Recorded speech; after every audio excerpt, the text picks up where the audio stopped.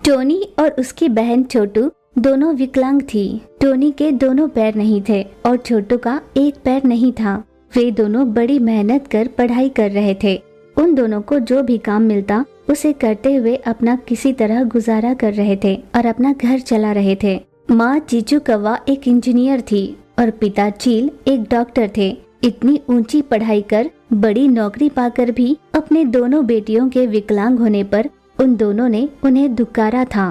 Tony और छोटू इसी वजह से अपने माता पिता के बारे में किसी से कोई बात नहीं करते थे।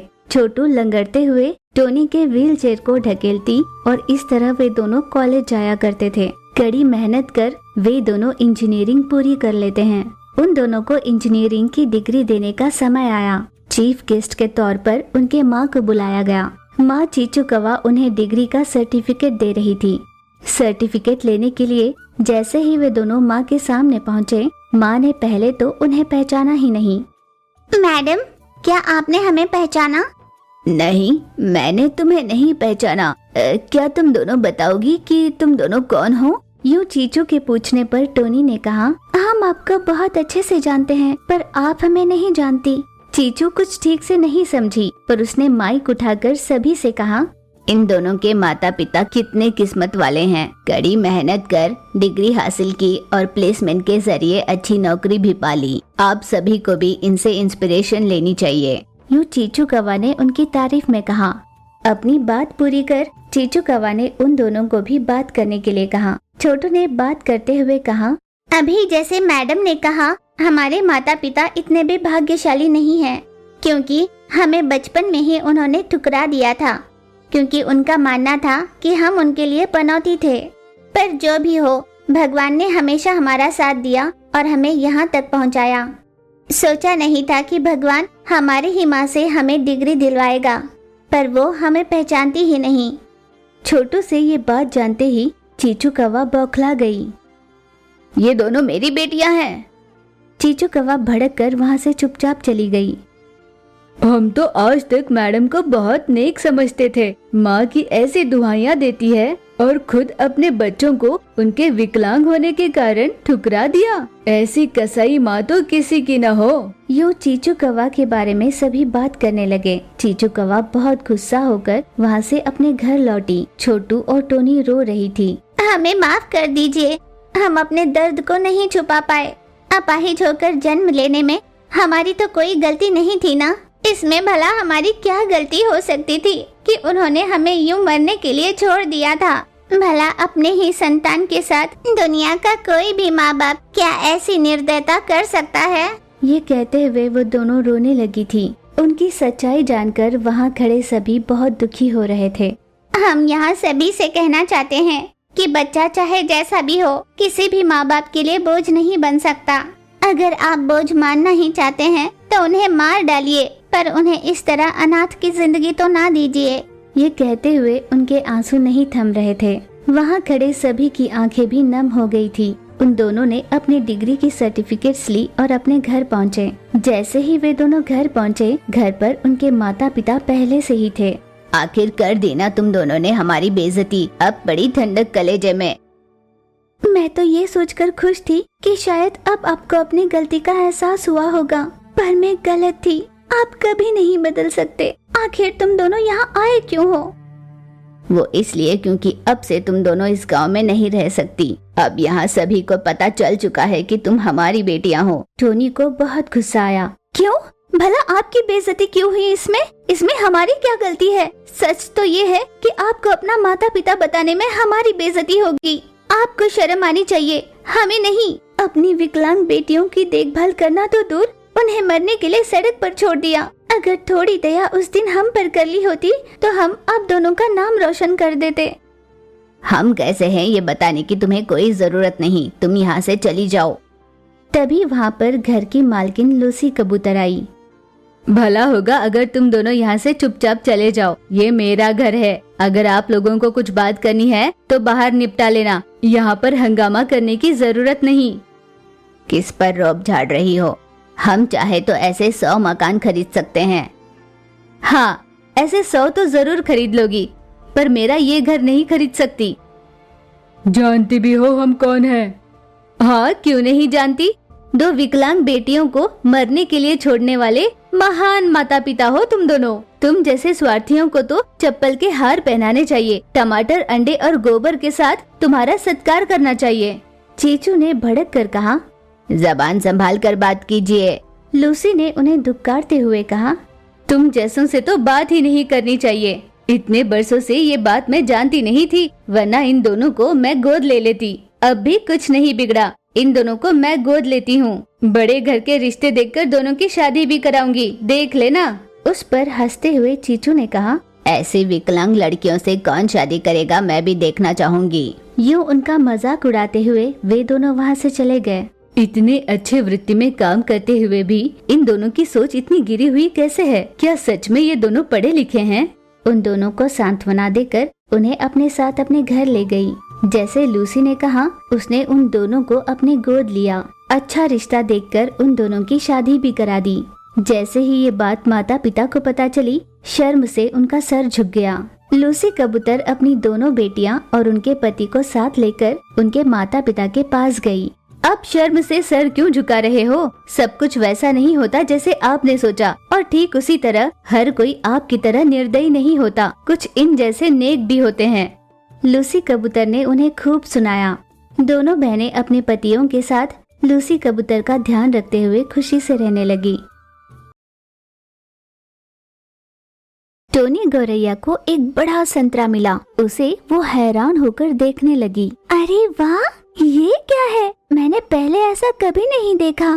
टोनी को ये देख आश्चर्य भी हो रहा था तो वहीं डर भी लग रहा था। इतना बड़ा संतरा तो मैंने पहले कभी नहीं देखा। मेरे दोस्तों को भी बताना होगा। उसने तुरंत अपनी सहेलियों को आवाज दी, दोस्तों यहाँ जल्दी आओ, जल्दी देखो तो कितना बड़ा संतरा है, जल्दी आ जाओ।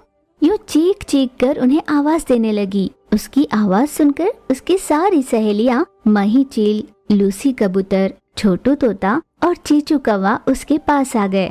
क्या बात है दोस्त, यूँ बुलाया क्यों? चौंकी हुई टोनी ने उन सब से कहा, दोस्तों देखो वहाँ पर इतना बड़ा संतरा तो हमने अपनी पूरी जिंदगी में कभी नहीं देखा होगा। वे सब भी उसे देखकर चौंक गए। अरे हाँ दोस्त, सच कहा, इतना बड़ा संतरा तो हमने पूरी जिंदगी में कभी नहीं देखा, पर ये आया कहाँ से होगा? बहुत देर के बाद लूसी ने कहा, दोस्तों हो न हो ये कोई जादुई संतरा होगा। क्या पता इसे खाने पर हम हमेशा के लिए चिरंजीव हो जाएं? क्यों ना हम सब मिल बांटकर इसे खा ले? अगर यही सच होगा तो इस संतरे को मैंने पहले देखा है, तो मैं इसका ज्यादा हिस्सा खाऊंगी। टोनी की ये बात सुनते ही उन सभी सहेलियों में तू तू मैं शुरू हो गई। उन सभी ने कहा कि टोनी की आवाज लगाते ही सबसे पहले वो आई थी। यूँ वो लड़ते ही रहे। उनकी लड़ाई बहुत बढ़ने वाली थी। इस बात का जैसे ही अंदाजा लगा, टोनी ने कहा, अरे दोस्तों बस भी करो, हम इस संतरे को बराबर में बांट लेंगे। टोनी की बात पर सभी ने हामी भरी। उस विशाल संतरे की एक समान हिस्से करने की सोचने लगे। सभी ने तय किया और अपने अपने औजार लेकर इकट्ठे हुए। सबसे पहले मही ने अपने साथ लाए आले से उस संतरे को काटने की कोशिश की, पर उसे वो नहीं कटा।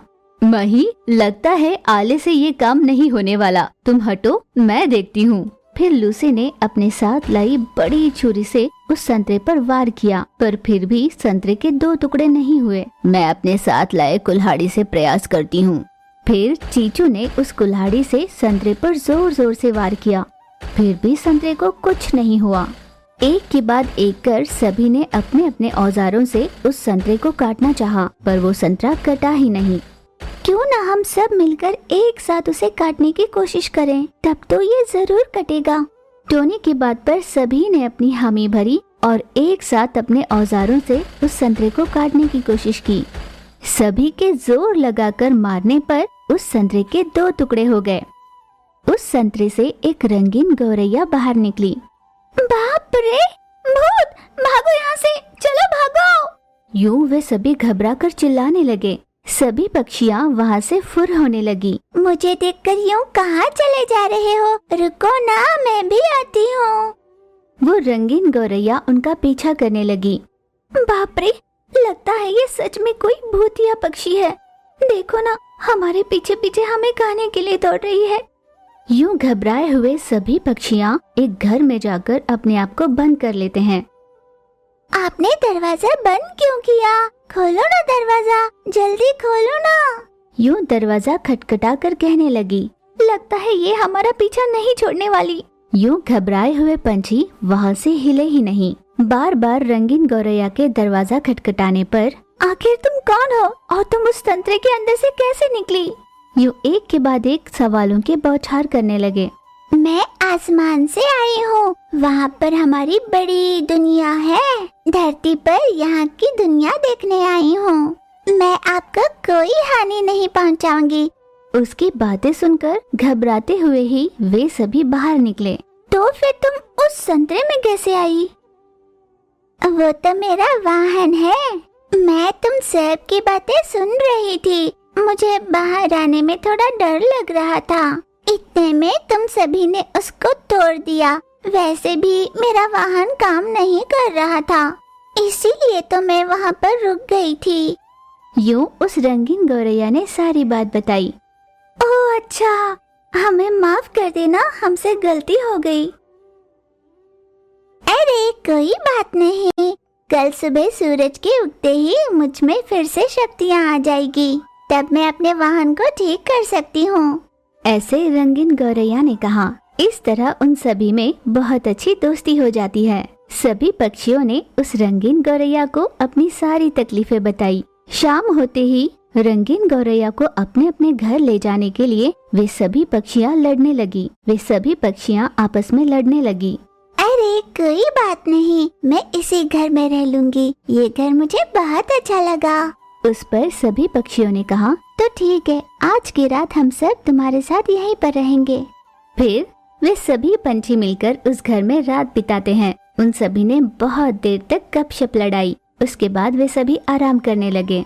सुबह होने पर वे सभी जाग गए, पर रंगीन गौरैया गायब थी और वहाँ पर एक संदूक भर बहुत सारे सोने के सिक्के थे, जिसे देख वे सभी समझ गए कि रंगीन गौरैया को जाना था, इसीलिए वो चली गई और हम सब ने उससे अपने दुख बांटे, इसीलिए उसने हमारी इस तरह मदद की। पर उस रंगीन गौरैया के चले जाने से वे सभी बहुत दुखी थे। अच्छा होता अगर वो वापस लौट कर आती, ऐसे वे सभी सोचने लगे। फिर उन सभी पक्षियों ने आपस में उस सोने को बराबर बांट लिया और अपने अपने घर जा ही रहे थे कि पीछे से वो रंगीन गौरैया फिर से आई। दोस्तों, तुम सबको छोड़कर जाने का मेरा मन ही नहीं कर रहा था, इसलिए मैं आधे रास्ते से वापस लौट गई। उस पर टोनी ने कहा, बस एक दिन में तुमसे बहुत अच्छी दोस्ती हो गई है, हमारा भी मन तुम्हें छोड़ने का नहीं कर रहा। ये कहते हुए टोनी और रंगीन गौरैया दोनों रोने लगे। पीछे से लूसी ने कहा, रंगीन गौरैया, कोई बात नहीं, तुम जब चाहो हमसे मिलने यहाँ आ सकती हो और जब हमारा मन करेगा हम सब तुम्हारे यहाँ आएंगे, पर तुम्हारी दुनिया में आने के लिए हमें कोई वाहन तो दे दो। ये कहने पर रंगीन गौरैया ने कहा, अच्छा सुझाव दिया है। तुरंत उस रंगीन गौरैया ने एक विशाल सा संतरा वहाँ पर प्रकट किया। इसमें बैठकर तुम सभी हमारी दुनिया में आ सकते हो। ये कहकर उसने सभी से विदाई ली। उस दिन से रंगीन गौरैया का जब भी मन करता, वो अपने संतरे वाले वाहन में बैठकर वहाँ आया करती।